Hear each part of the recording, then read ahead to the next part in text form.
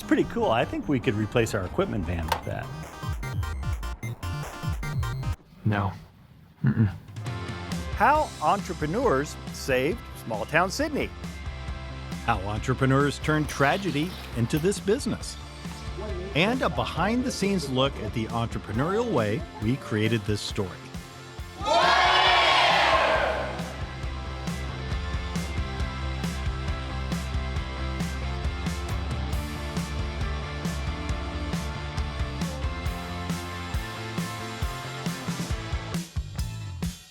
Making something good from something bad. That's the theme of this episode of our series on innovation and creativity in Nebraska, What If? That happened here at the Eberspacher farm. But before that story, we're going to tell you how it happened a little differently 300 miles west of here. I'm Mike Tobias. We'll take you inside the new Tecumseh State Correctional Institution. I'm Andrea Gallagher. This week on Statewide, we'll take you to Sidney, Nebraska, where a small-time fly fishing operation turned into a multi-million-dollar industry. Cabela's in Sidney. The outdoor recreation retailer and its hometown have been connected since the 60s. 50 years later, Sidney was home to the company headquarters, a nearby distribution center, and the first of several massive retail stores nationwide. I wanted to work there because it was the place to work when you moved to Sidney. There was always great camaraderie between employees. It was just a really good place to work. At its peak, about 2,000 people living around here worked in good-paying jobs for the Cabela's Corporation. The entire population of Sidney was a little more than 6,000. We're able to market the community or sell the community just because of their presence. Easy to understand how important Cabela's was to the local economy and the devastating impact when Bass Pro bought Cabela's in 2017 and eventually eliminated almost all of those jobs. So when the sale happened, what happened? That was a dark time for all of us. Hundreds, going into the thousands of jobs that were lost over a 2 or 3 year period. It was a lot of our friends, a lot of our family that was moving away. You saw homes come up for sale. We didn't know necessarily what our future held. It was a financially insecure time. Businesses close, things shut down, hours being limited. And just general mood in Sidney? Negative. It was almost a time of despair. Someone anonymously bought this half-page ad in the Sidney newspaper. For many folks who lost those Cabela's jobs, Sidney was where they wanted to live, work, raise kids. Hi, dude. No one's gonna come and save us, right? I was not leaving. I moved my family out here. This is where I want to be. There were enough passionate individuals that also had their reasons for staying. Our city and our county in some ways started to think differently. The thought behind it was to grow our own business owners, encourage our kids to get into entrepreneurship, support one another.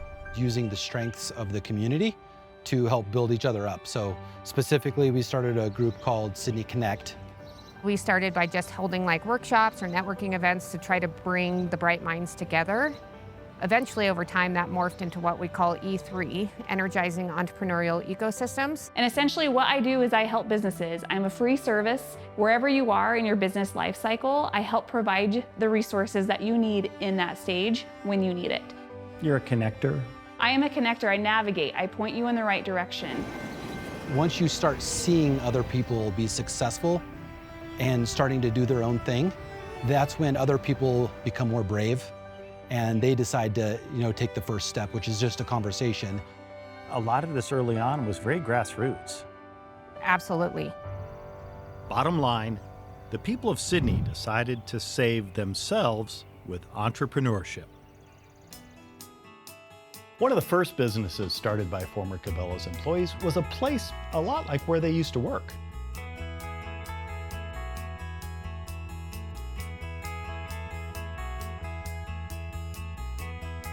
Next Gen is an outdoor retailer. We sell hunt, camp, and shoot products. We've got 6 of us in here that just absolutely love some corner of that, whatever it may be. Depending on the product you're after, we got somebody that's an absolute expert in it.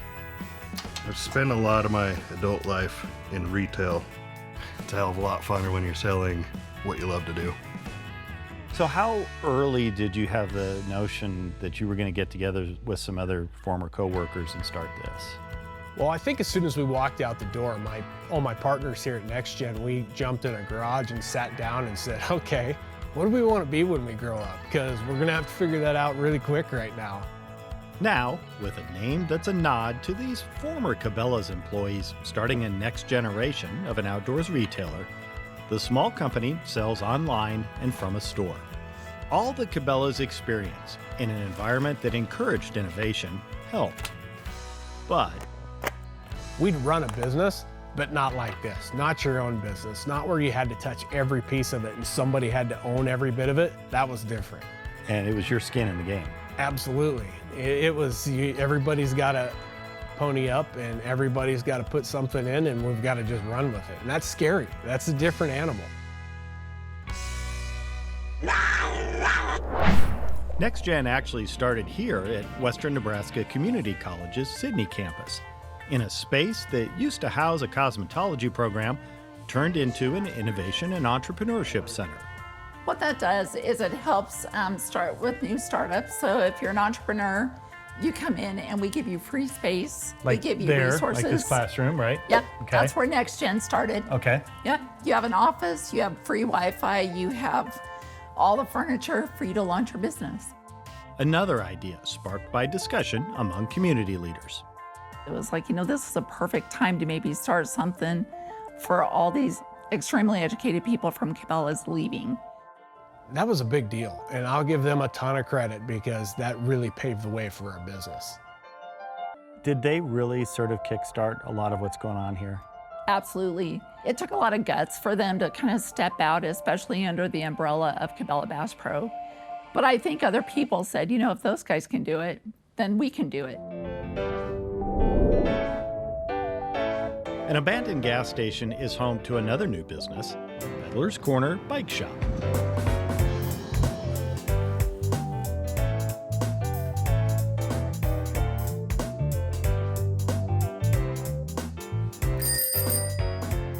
So why a bike shop?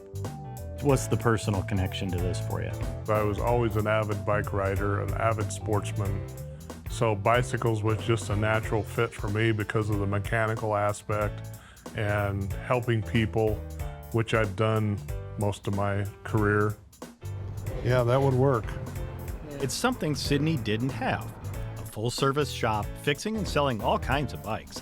The trained electrician who went back to school to learn bicycle stuff was also well-suited to get into the growing e-bike market. Lowry was one of the last to leave corporate Cabela's. He could have taken severance pay and retired, but I figured that there was a bigger purpose for me to open a business like this and give back to the community in some capacity.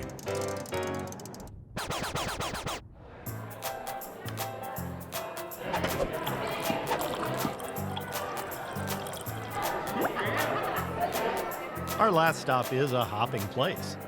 But before we learn about the Norgards and their brewery, know that after Stan was one of the early layoffs, Melissa left on her own. And you left to become the economic development director? Yes, I did. Of a city that was facing some massive challenges? Call me crazy. Melissa was another driving force in those early discussions.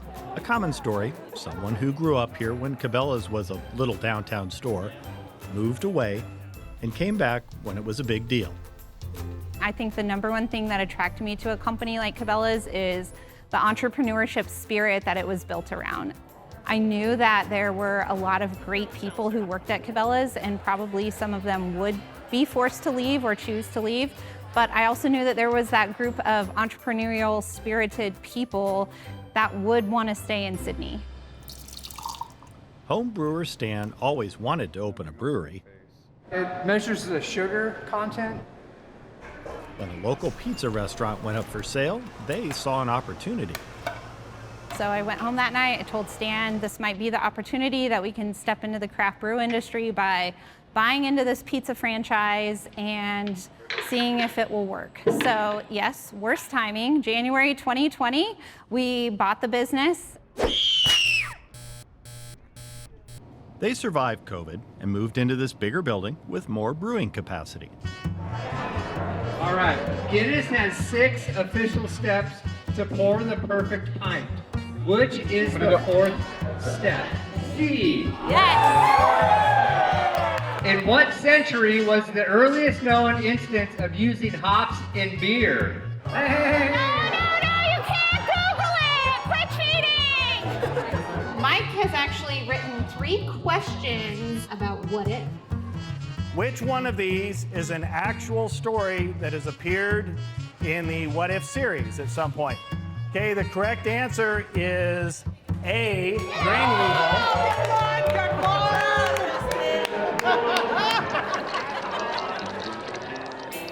Boss City, like other businesses here, was built from long hours, ups and downs, and support. A lot of the folks here tonight are former Cabela's employees like Alicia and Corey. He also made these menu holders. Look how cool this place is. Yeah.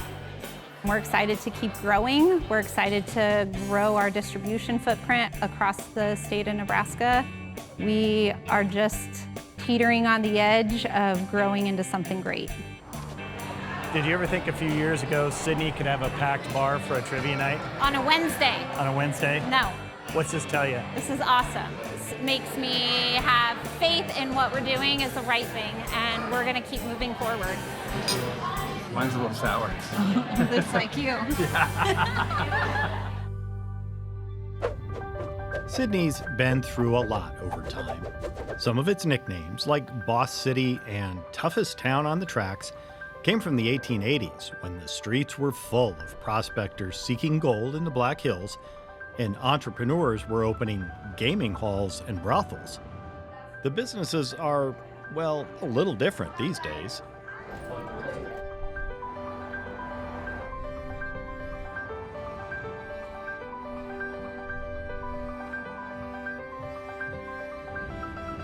Sarah Sennett keeps a running list of the more than 100 businesses launched since 2017. And a decent number of them are Cabela's people. Yes, or they've inspired other people to move here and start their own business, those same people, or they've inspired young people to do that because they were an inspiration to them at that time. Get on, you ready? Here you go. Sarah says there are other signs Sydney, her words, is building back better. Like this new park, built after the community raised $800,000 in a year. That tells you a lot, doesn't it? Yes, the communities here, we're strong and we're not leaving. It's been this group of just incredible people that are like, we're not gonna die. And you don't just see one person fighting for their business, they're fighting for the community. It's just been wonderful. We all knew each other really well, but it worked out to where we could go to each other, depending on what we're after, and say, how'd you do this? Have you run into this? What are we gonna do when this happens? And that's a big deal. Is Sydney a healthier place now than it was before? I think so. If we didn't grow out of a hard place, none of this may have happened. Feels good to know that the lights are still on. You just don't think that something like that would happen and that something positive could come from something that was so negative. The fact that we filled the homes, maybe there's not a mega business up on the hill anymore, and that's okay. The jobs on what they refer to in a slightly snide way as the hill are gone, replaced by something new, a culture of entrepreneurship. We are the innovators and entrepreneurs of Sydney, Nebraska.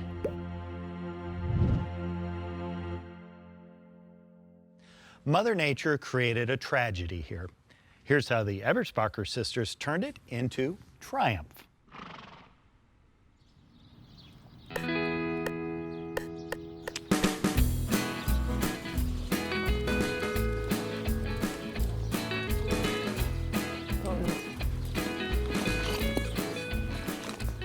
The Eberspacher sisters have been riding horses almost as long as they've been alive. How old were you when you started riding? I was 5. I was 6. I was 3. So you were the baby Yep. that got started. So, and then after that, pretty quickly, traveling the country and competitions and showing horses and things like that. Who's the best? Oh. Should we have a write-off? Oh. We could do that right here, right now, right? I think instead we'll go inside, but we'll see some trophies and maybe we can just see who won the most stuff. So. That should tell a lot. Emily, follow me. We're going to talk about 2014. So there was a Saturday in May, really big day for you. Friends and family here. It was your high school graduation party.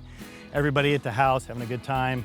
The next day, Sunday, tell me a little bit about what happened. Yeah, we just got done celebrating that day before. It was about 24 hours different, like time difference, and we were looking outside and it was just getting green, it was getting dark, storms were in the area, and that's when a tornado was heading our way. My dad's like, you know what, I think we should get inside. Yeah. And right after that, that's when it hit. Yeah. So that was an EF3 tornado that hit the Eberspacher farm that day. It destroyed the indoor arena, the barn, damaged a lot of other buildings. Fortunately, the house where the family took shelter was spared. Emily, what happened to the horses that were here? Unfortunately, we had 2 that we lost in the storm. There were several that needed immediate medical attention. They got that and they actually recovered really, really well. Overall, we ended up a lot better than we probably could have. Yeah, so fortunate in a way. Yes, So. absolutely. So the family rebuilt. They rebuilt the big arena, they rebuilt the barn. They built this little building on the front basically to do laundry and have a bathroom to use, right? Yep. And then next fall, you start college at UNL. You're a hospitality major with an animal science minor and an angler entrepreneurship minor. Seems like it kind of set you up for possibly a pretty good business idea. Yes, absolutely. It was like the ultimate trio. I was able to combine my 3 passions, and make a business, and it ultimately, everything happens for a reason, and it really actually allowed us to open the doors to people and horses. Yeah, and with that, Triple E Equine was born, and we're gonna take a look inside.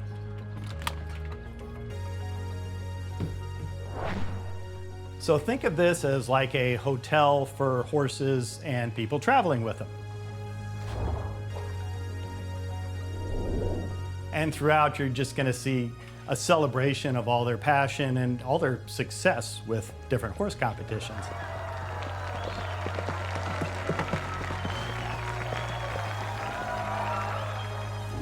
So that little add-on building they created, they actually turned it into a 2-room bunkhouse and did some interesting things with recycled materials. So a lot of the stuff in the kitchen here is from the Habitat for Humanity Restore, which looks really nice and also saved them some money. And this window was actually a part of the door to the house, and it got damaged a little bit by the tornado. So they took that, put it in here, and created this great window looking out onto the arena, which is where we're going next.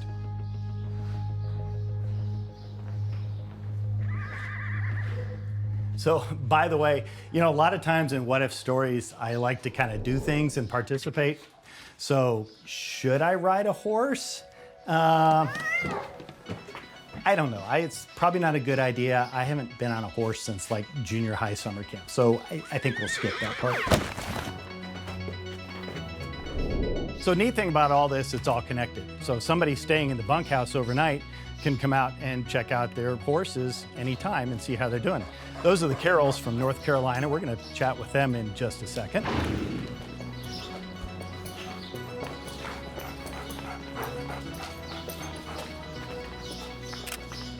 So the 3 sisters are all still involved in the business. Emily, who got things started, got married and moved to North Central Nebraska, but she still does a lot of marketing, the website, social media, takes pictures of the facility, which is actually a really good fit because Emily is a photography entrepreneur. Hannah and Sarah have taken over the day-to-day operations of things, and they've actually added to the business. Hannah trains horses. Hi, Leroy. Tell me a little bit about what sort of an initial thing you do to sort of start working with a horse. So when we get a new horse in, we'll take them to the round pen, kind of see what groundwork that they know and make sure they know basic cues, but make sure they're gentle and tame and ready to start riding. Okay. And you told me once that you've learned a lot about yourself from working with horses. Talk about that. I have. I mean, again, it's something that's going to teach you a lot of patience. It's very challenging, but It does teach you a lot, and I think it makes you a better person in the long run. Yeah, well, I think I've sort of made a friend, maybe. I don't know. Sarah raises mini donkeys. Yes. Who doesn't love mini donkeys, right? What is a mini donkey business? What do you do? Yeah, so we raise a couple babies each year. We work with them and then we sell them after they're weaned. And this is a little bit of a throwback to what you did as kids when you had mini ponies and you raised them and sold them as well. What did you learn about entrepreneurship from doing that at such a young age? Yeah, so just working with different people. Like Hannah said, each horse is different, each donkey's different. So it's really fun to find the right fit for the new owner with the donkeys that we have and everything like that. I want a mini donkey. Yes, you should get one. Yes. All right, we're gonna go look at big horses now. So this is a busy time of year. There's a lot of horse competitions happening all over the country, a lot of people traveling. Place is busy here. These are the Carrolls. The Carrolls are traveling here from North Carolina on their way to Wyoming for the National High School Rodeo Finals. Katie is a barrel racer. Yep. Tell me about your horses. This is Bo. He's 6. He's my backup barrel horse. That's Run. He's 9, and he's my main horse that qualified me. Yeah. They're good horses? Yeah. Tell me a little bit, Brandy, about the importance of having this place. It's good to know that you have a place that you can stop and relax and you can rest and your horses can also rest, especially after being on the road for 10 or 12 hours. Yeah. And you've been here before? Yes, the second time coming through, and we really enjoy staying here with the girls. What do you like about what they do here? It's so comfortable, they're very welcoming, and they let you come in, and it's easy to get rest, easy for our horses to relax and get rest, and then we move on to Wyoming. Make you want to start a horse business someday? Maybe. Maybe? Yeah. Well, good luck in Wyoming. Thank Hope you. you do well. Yes.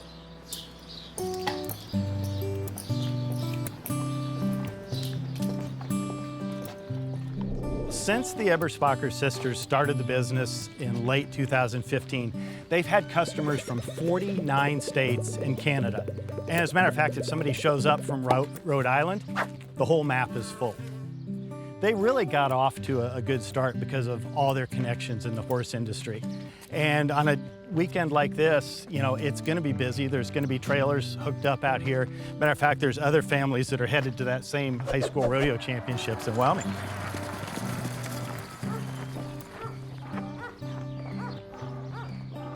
So the Eberspachers have a history with entrepreneurship. It starts with Kurt and Angie. In addition to running the family farm and such, Angie also helps out with Triple E. Kurt created some of this from a damaged center pivot, like some of these pipes right here. So very creative stuff going on here. It just kind of shows how this whole story is about making good from something bad, right? Tell me a little bit about, is this where you always want to be now? Is this your future? I think so, yeah. I've loved doing it so far and I'd love to keep doing it. It really is. It's just doing what we love. Yeah, and Scarlett takes over someday, maybe? Maybe. She likes ponies. So Emily, does this happen without the tornado? I don't think it does. I think God had a plan and I think we're doing it.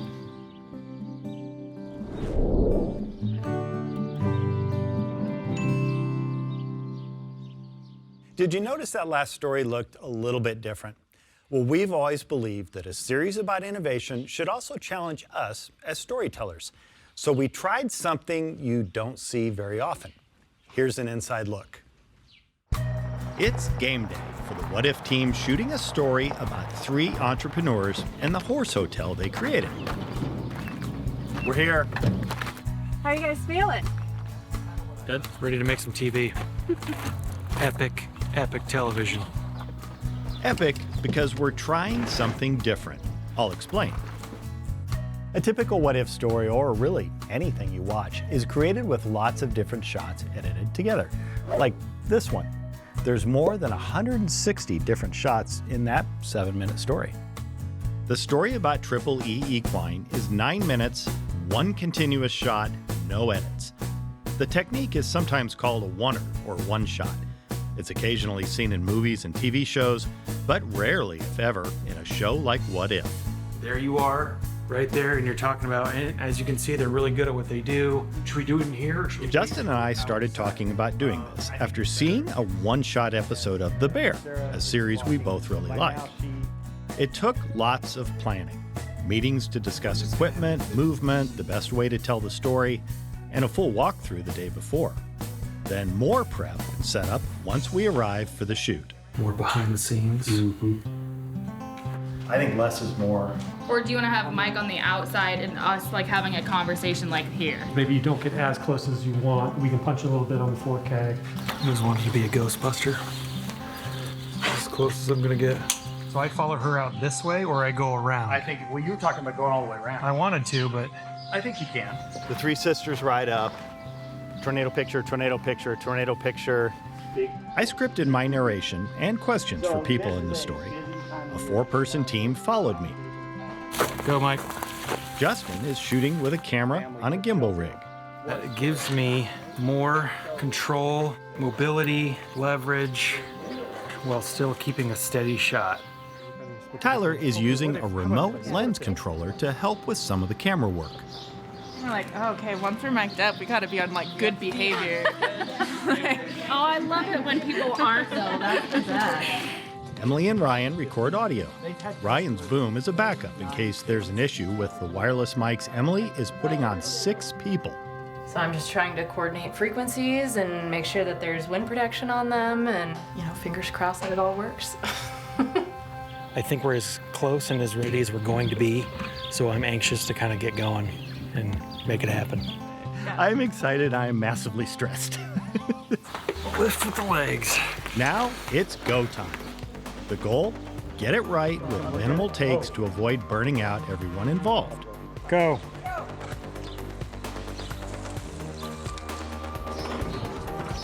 So neat thing about all this, it's all connected. So if somebody's The What If team pulled it off. Did something epic.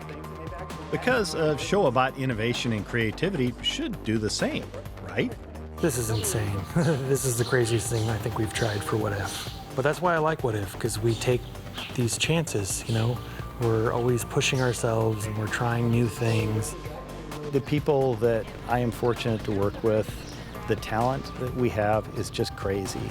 And then when you try to do something like this, the way people get motivated and they want to do it, and they want to try something new, and we're trying equipment we've never had before, and we're trying techniques we've never had before. And I think it's kind of inspiring. It's fun, it's exciting, it's something different, and that's why we do this, right?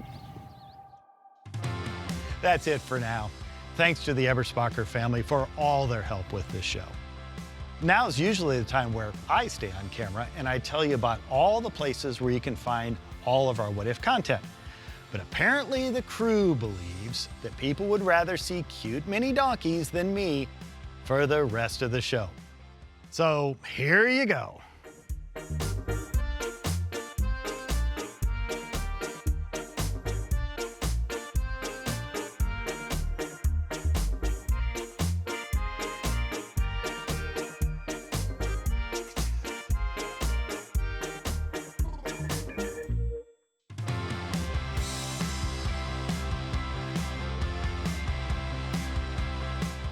So we tried something you don't see very often.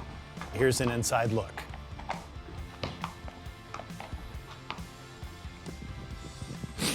Sorry. Thank you. You're good. I'm just gonna Appreciate it. That's the entirety of our makeup and hair budget right there. There is something Justin is trying to accomplish here, and it has nothing to do with bike safety. No, he wants me to look like a buffoon. That's where we're going here. No, you don't. Okay, now come over here. Over here.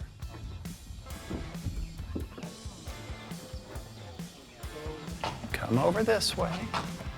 There you go. Keep going, big guy. I got nothing.